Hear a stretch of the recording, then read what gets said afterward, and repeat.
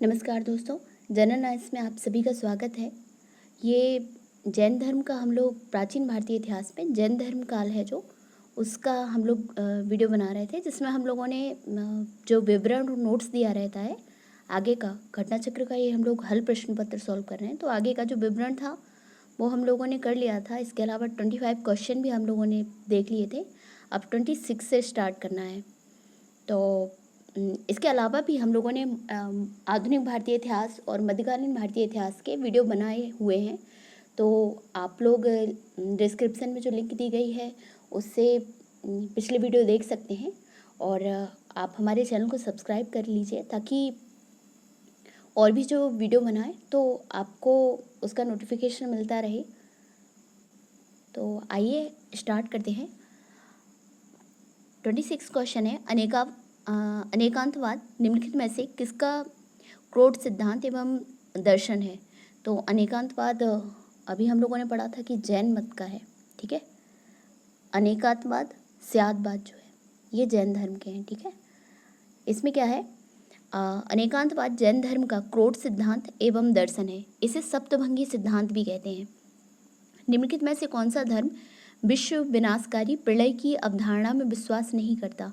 तो ये जैन धर्म है कि विश्व विनाशकारी प्रलय में विश्वास नहीं करता जैन धर्म। जैन धर्म में ईश्वर की कल्पना नहीं की गई है। उनके अनुसार जगत की सृष्टि नहीं की गई है। यह संसार नित्य और शाश्वत है। इसमें किसी समय प्रलय नहीं होता है। जैन धर्म का आधारभूत बिंदु है तो क्या है, अहिंसा। तो अहिंसा जैन धर्म का आधारभूत बिंदु है। मतलब ये लोग जो अहिंसा है ना, अहिंसा व्रत को अत्यधिक उसमें पालन करते हैं। जो कहते हैं ना अतिशय में पालन करते हैं। और इसके लिए बहुत सारे पालन भी करते हैं ये लोग। बहुत सारे नियम वगैरह इनके इसी से रिलेटेड बनाए गए हैं। तो क्या है इसमें, अहिंसा जैन धर्म का आधारभूत बिंदु है। जैन धर्म में सम्यक चरित्र के अंतर्गत परिवारजकों अथवा तापसकों के लिए अहिंसा, सत्य, अस्तेय, ब्रह्मचर्य एवं अपरिग्रह नामक पंच महाव्रत की व्यवस्था की गई है। अगला क्वेश्चन है, यापनीय किसका एक संप्रदाय था। तो यापनीय जैन धर्म का संप्रदाय था। किसका था, जैन धर्म का संप्रदाय था। इसमें क्या था, इसकी उत्पत्ति यद्यपि दिगंबर संप्रदाय से हुई थी तथापि ये कतिपय श्वेतांबर मान्यताओं का भी पालन करते थे। अगला क्वेश्चन है, भारत की धार्मिक प्रथाओं के संदर्भ में स्थानकवासी संप्रदाय का संबंध किससे है। तो स्थानकवासी जो होते हैं वो जैन धर्म से रिलेटेड है, जैन मत से है इनका, ठीक है। क्या है इसमें, शायद स्थानकवासी श्वेतांबर जैनों का एक संप्रदाय है। इसकी स्थापना 1653 ईस्वी में हुई थी। यह संप्रदाय अपने पूर्ववर्ती सुधारवादी संप्रदाय लोंका, जिसकी स्थापना लोंकासा में से की थी, से उत्पन्न हुआ था। इस संप्रदाय के लोग मूर्तियों की पूजा नहीं करते हैं। किसके, जो यापनाएं हैं, ठीक है, स्थानकवासी संप्रदाय का। ये क्या करते हैं, ये मूर्तियों की पूजा नहीं करते हैं ये लोग, ठीक है। इसमें क्या है, निम्नलिखित में से कौन सबसे पूर्वकालिक जैन धर्म कहलाता है। तो कौन कहलाता है, 14 पूर्व कहलाता है। 14 पूर्व प्राचीनतम जैन ग्रंथ है।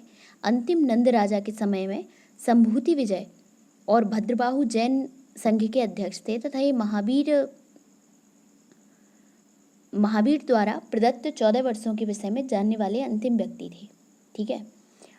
अगला क्वेश्चन है 32, प्रारंभिक जैन साहित्य निम्नलिखित में से किस भाषा में लिखे गए। तो जैन साहित्य अर्धमागधी था, जबकि बौद्धों का क्या था, हम लोग देख चुके हैं कि वो पाली था। क्या था, प्राय सभी प्रारंभिक धार्मिक जैन साहित्य प्राकृतिक की विशिष्ट शाखा अर्धमागधी में लिखे गए हैं। इसके 12 अंग अर्धमागधी में ही हैं। बाद में जैन धर्म ने प्राकृतिक भाषा को अपनाया। ये ग्रंथ मतलब पहले क्या था, इनका अर्धमागधी में लिखे, बाद में लोगों ने प्राकृतिक भाषा को अपना लिया था। ये ग्रंथ ईसा की 6वीं शताब्दी में गुजरात में बल्लभी नामक स्थान पर अंतिम रूप से संकलित किए गए हैं। आज जैन साहित्य लगभग सभी भाषाओं में अनुदित है। मतलब पहले अर्धमागधी, फिर उसके बाद प्राकृत, और फिर उसके बाद अब तो मतलब सभी भाषाओं में अनुदित। निम्नलिखित में से कौन सा स्थल पार्श्वनाथ से संबद्ध होने के कारण जैन सिद्धि क्षेत्र माना जाता है। तो संवेद शिखर, बताया था ना कि संवेद शिखर किससे है, पार्श्वनाथ से संबंधित है। इसमें क्या था कि पार्श्वनाथ जैन धर्म के, जबकि जो पावापुरी है वो महावीर स्वामी से रिलेटेड है। पार्श्वनाथ जैन धर्म के 23वें तीर्थंकर थे। इनका जन्म बनारस में हुआ था और महावीर स्वामी से 250 वर्ष पहले लगभग 850 ईसा पूर्व में हुआ था। काशी के शासक इक्ष्वाकु वंशी अश्वसेन इनके पिता थे और महारानी बामा जो थी इनकी माता। 30 वर्ष की आयु में उन्होंने गृहत्याग किया था। अपना जीवन वैराग्य और तपश्चर्या में लगाया। बनारस के निकट आश्रम पद उद्यान में समाधिस्थ होकर कठिन तपस्या करने के उपरांत उन्हें 84वें दिन कैवल्य ज्ञान प्राप्त हुआ था। पार्श्वनाथ का परिनिर्माण संभेद शिखर पर हुआ था। इसी कारण यह जैन सिद्ध क्षेत्र माना जाता है। अगला क्वेश्चन है, निम्नलिखित में से कौन सा आरंभिक जैन साहित्य का भाग नहीं है? तो कौन नहीं है? थेरीगाथा। थेरीगाथा बौद्ध साहित्य है। थेरवाद नहीं आता था जो हीनयान वाले अपनाते थे, तो क्या था? थेरीगाथा बौद्ध साहित्य है। आचारांग सूत्र, सूत्र कृतांग, बृहत कल्प सूत्र आरंभिक जैन साहित्य के भाग हैं।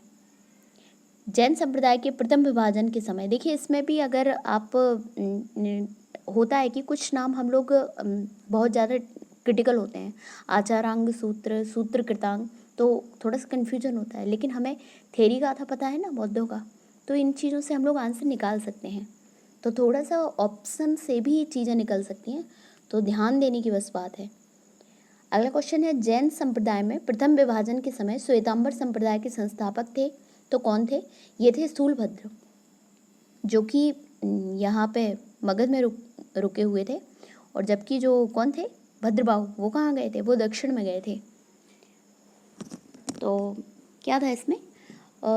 मौर्य काल में मगध में अत्यंत भीषण दुर्भिक्ष पड़ा। फलतः वहाँ रहने वाले जैन संघ के भद्रबाहु श्रुतकेवली अपने अनुयायियों को लेकर दक्षिण चले गए। जैन संघ का यह भाग दक्षिण मैसूर के पुन्नाग प्रदेश में बच गया। अकाल समाप्त होने के बाद भद्रबाहु अपने अनुयायियों के साथ पुनः यहाँ लौट आए, किंतु जैन संघ के नियमों को लेकर भद्रबाहु स्थूलभद्र के बीच मत वैभिन्न हो गया। स्थूलभद्र अकाल के समय मगध में ही रहे और उनके अनुयायी भी वहीं थे। उन्होंने अपने अनुयायियों को सफ़ेद वस्त्र धारण करने के लिए निर्देश दिए, किंतु भद्रबाहु के निर्वस्त्र रहने के लिए अपने अनुयायियों को शिक्षा दी। इस प्रकार दो संप्रदाय हो गए, एक श्वेतांबर हो गया, दिगंबर हो गया। जो श्वेत वस्त्र धारण किए वो श्वेतांबर हो गए। अगला है, भगवान महावीर का प्रथम शिष्य था, तो कौन था? जमाली था। ये कौन थे? इनके दामाद थे। जमाली इनके दामाद थे ना।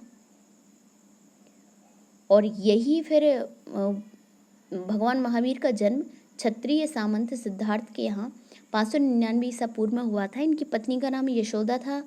उनसे प्रियदर्शना नामक एक पुत्री उत्पन्न हुई। उस पुत्री का विवाह जमाली नाम के क्षत्रिय से हुआ था, जो बाद में महावीर स्वामी का अनुयायी बन गया। यह उनका प्रथम शिष्य था। अगला है, महावीर का प्रथम अनुयायी कौन था? तो वही जमाली था। किस क्या है? जैन। किस जैन सभा के अंतिम रूप में श्वेतांबर आगम का संपादन हुआ? तो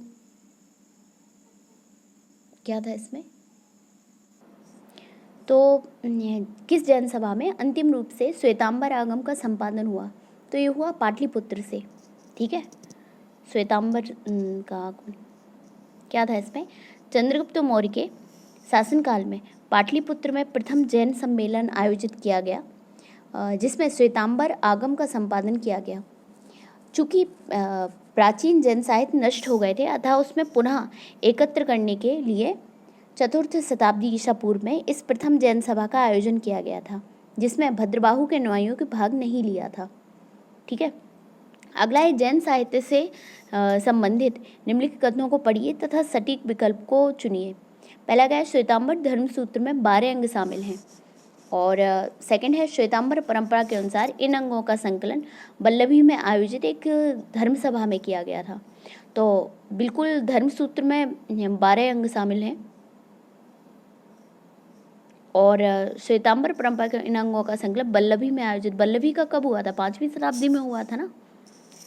तो लेकिन ये कब हुआ था? श्वेतांबर। देखिए इसमें क्या है, श्वेतांबर मतानुयायियों में प्रथम जैन संगति जो 310 ईसा पूर्व में पाटलिपुत्र में हुई थी। में 12 अंगों का संकलन हुआ था, जो 310 ईसा पूर्व में हुई थी ना, चंद्रगुप्त के टाइम, उसमें हुआ था। और दिगंबरों का मानना था कि महावीर की शिक्षाएं या 12 अंगों का ज्ञान लुप्त हो चुका है। इन्होंने इन सभा में भाग नहीं लिया था। अगला क्वेश्चन है 40। वर्धमान महावीर की माता लिच्छवी के मुख्य चेटक की पुत्री थी। गौतम बुद्ध की माता कोलिय राजवंश की राजकुमारी थी। 23वीं तीर्थंकर पार्श्वनाथ बनारस के थे। तो इसमें कौन सा 2 और 3 सही है? क्या होगा? त्रिशला जो त्रिशला थी वो क्या था? वैशाली के लिच्छवी। ठीक है। वर्धमान महावीर की माता त्रिशला या विदेह दत्ता बोलते थे, वैशाली के लिच्छवी कुल के प्रमुख चेटक की बहन थी, पुत्री नहीं थी। इसमें क्या लिखा है? पुत्री लिखा है। ठीक है, तो क्या थी? पुत्री नहीं थी, ये बहन थी। इसी कारण मातृपक्ष से वे मगध के हर्यंक शासक बिंबिसार और अजातशत्रु के निकट संबंधी थे। द्वितीय कथन सही है कि 23वीं तीर्थंकर पार्श्वनाथ का जन्म बनारस में भगवान महावीर में से लगभग 250 ईसा पूर्व हुआ था। इस प्रकार सी सही है। अगला क्वेश्चन है, प्राचीन जैन धर्म के संबंध में निम्नलिखित कथनों में से कौन सा एक सही है? स्थूलबाहु के नेतृत्व में दक्षिण भारत में जैन धर्म का प्रचार हुआ। तो नहीं, स्थूलबाहु नहीं थे। वो कौन थे? भद्रबाहु थे। पाटलिपुत्र में हुई परिषद के पश्चात जो जैन धर्म के लोग भद्रबाहु के नेतृत्व में रहे वे श्वेतांबर कहलाए। नहीं, भद्रबाहु के नेतृत्व में जो रहे थे ना वो दिगंबर थे, और जो स्थूलबाहु के थे वो श्वेतांबर कहलाए। प्रथम शतक ईसा पूर्व में जैन धर्म को कलिंग के राजा खारवेल का समर्थन मिला। तो बिल्कुल खारवेल का राजा जो खारवेल थे उन्हें इनका समर्थन मिला था। उदयगिरी की गुफाएं और भी बहुत कुछ इन्होंने बनवाया है, इन्होंने निर्माण करवाया था। बौद्धों के विपरीत जैन धर्म की प्रारंभिक अवस्था में जैन धर्म के लोग चित्रों का पूजन करते थे। नहीं, ये गलत है। तो क्या है इसमें?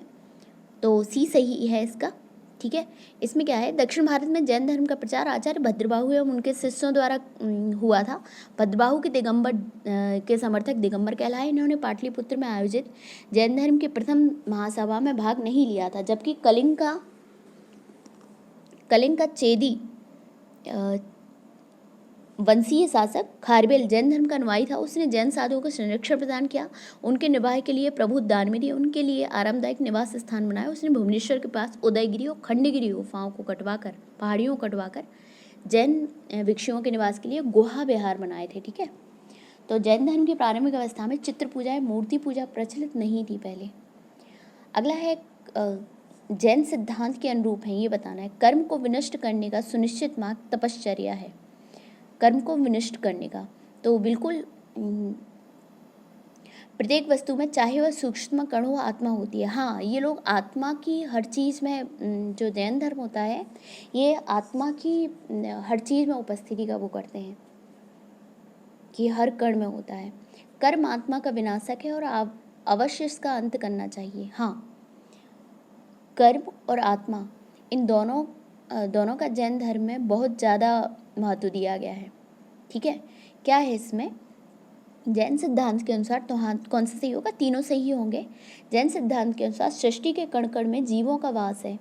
इस सिद्धांत में कर्म का बंधन कारण तथा सूक्ष्म तत्व भूत तत्व माना गया है, जो जीव में प्रवेश कर उसे नीचे संसार की ओर खींच लाता है। जब कर्म का जीव की ओर प्रवाह रुक जाता है तो उस अवस्था को संवर कहते हैं। जब जीव में पूर्व मौजूद कर्मों का विनाश होने लगता है तो उस अवस्था को क्या कहते हैं? निर्जरा कहते हैं। जो बहाव होता है क्या कहते हैं? संवर कहते हैं। जैनियों का विश्वास, जो प्रवाह रुक जाता है कर्म की ओर जीव, उसे क्या कहते हैं? संवर कहते हैं। और जो बहाव होता है उसे क्या कहते हैं? आश्रव बोलते हैं। और जो जीव में जो मौजूद कर्म है उनका विनाश होने लगता है तो उसे क्या कहते हैं? निर्जरा कहते हैं।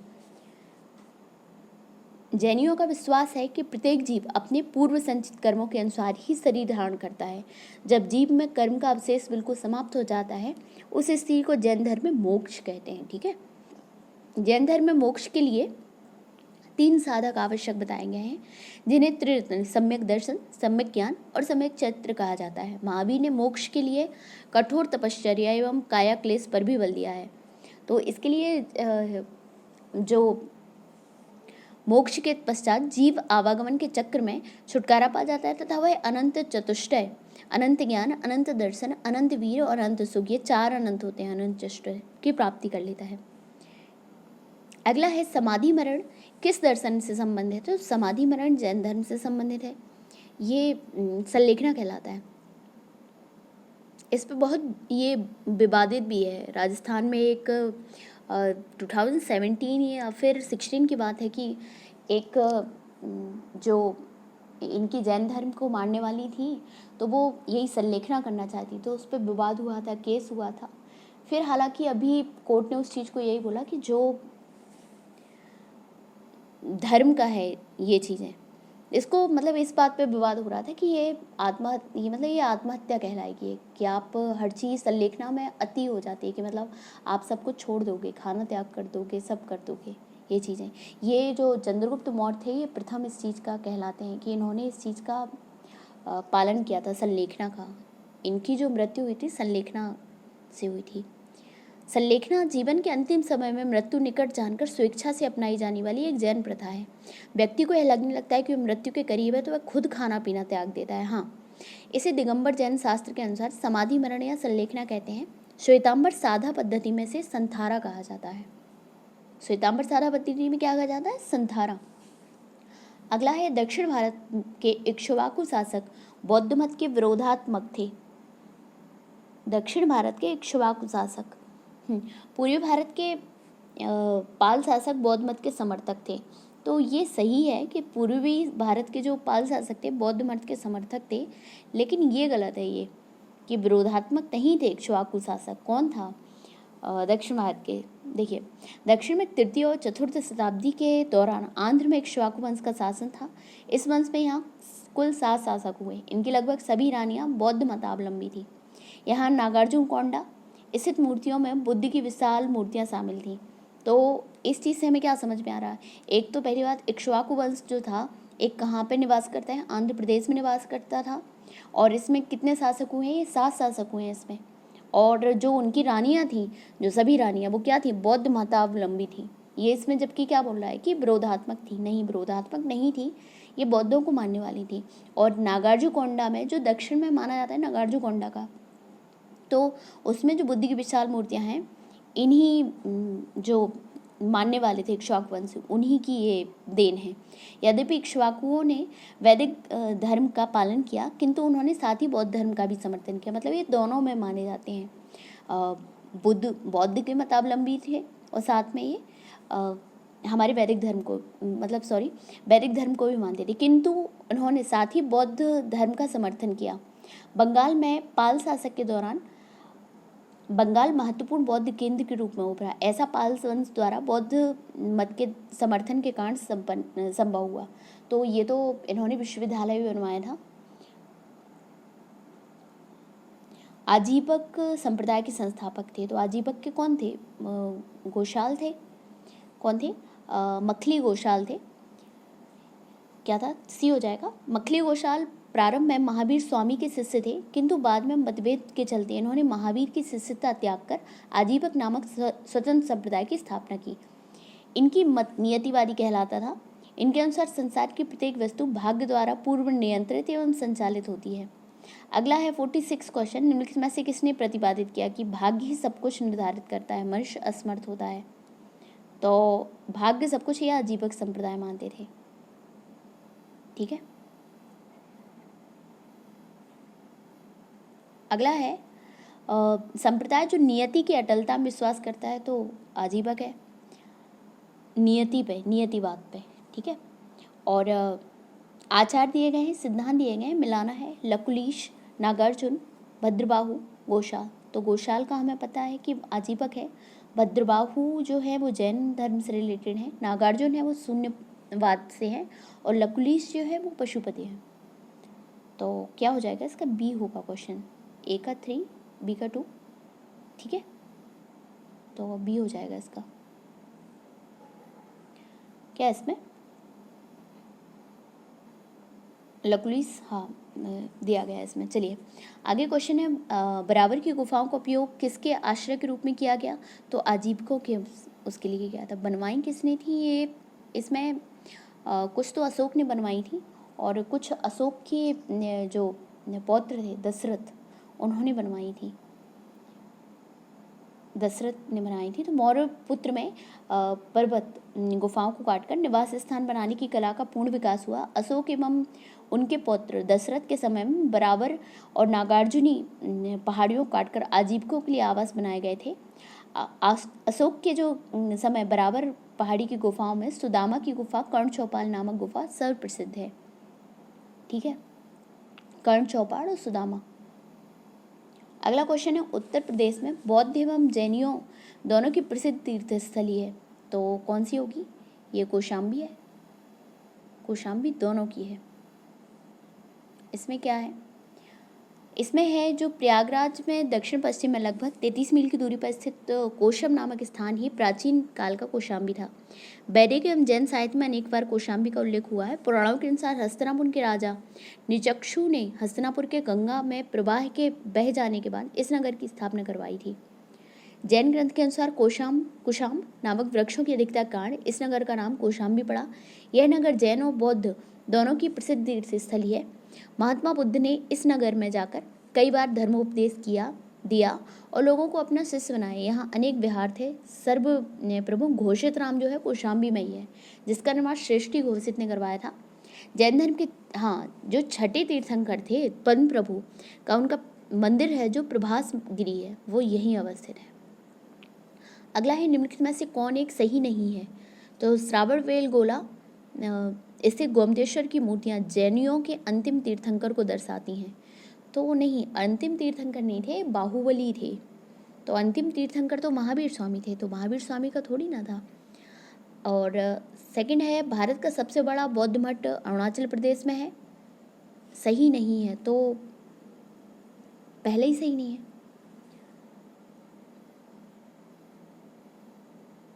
सही नहीं है।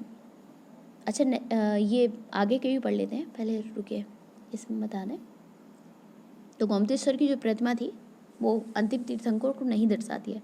अगला है, भारत का सबसे बड़ा बौद्ध मठ अरुणाचल प्रदेश में है, तो हाँ। और शायद खजुराहो के मंदिर चंदेल राजाओं द्वारा बनवाए गए हैं, तो हाँ। और होयशालेश्वर मंदिर शिव को समर्पित हैं, तो बिल्कुल। क्या है, श्रावणबेल गोला कर्नाटक राज्य में स्थित है। यहाँ गंग शासक रचमल चतुर्थ पंचमल के शासनकाल में चामुंडराय नामक मंत्री ने लगभग 981 में बाहुबली की विशालकाय 57 फीट ऊंची जैन मूर्ति का निर्माण कराया था। बाहुबली जो प्रथम जैन तीर्थंकर थे ऋषभदेव, उनके पुत्र माने जाते हैं। और इसका एक वो है कि हर 12 वर्षों में इनका अभिषेक किया जाता है, महामस्ताभिषेक कहते हैं जिसे। तो कर्नाटक में है इनका, तो ये हर 12 सालों में होता है, ठीक है, प्रत्येक 12 सालों में। अगला क्वेश्चन है, श्रावणबेल गोला में गोमतेश्वर की विशाल प्रतिमा किसने स्थापित की? तो चामुंडराय ने की है। और कौन थे? गंग शासक जो है रचकल चतुर्थ, उनके मंत्री थे। अगला है, महान धार्मिक घटना मस्तकाभिषेक निम्नलिखित में से किससे संबंधित है और इसके लिए की जाती है? तो ये बाहुबली से संबंधित है। मस्तकाभिषेक जैन धर्म का एक महत्वपूर्ण उत्सव है जो 12 वर्ष के अंतराल पर कर्नाटक राज्य के श्रावणबेल गोला में आयोजित किया जाता है। यहाँ पर भगवान गोमतेश्वर बाहुबली की 57 फीट ऊंची मूर्ति स्थापित है, ठीक है। अब इसके बाद शैव धर्म और भागवत धर्म है, तो ये हम लोग नेक्स्ट वीडियो में करेंगे। और आपको अगर वीडियो अच्छा लगा हो तो लाइक ज़रूर करिए, हमारा चैनल सब्सक्राइब करिए ताकि और भी वीडियो आप तक पहुंचते रहें और हमारा जुड़ाव बना रहे। तो चलिए, धन्यवाद।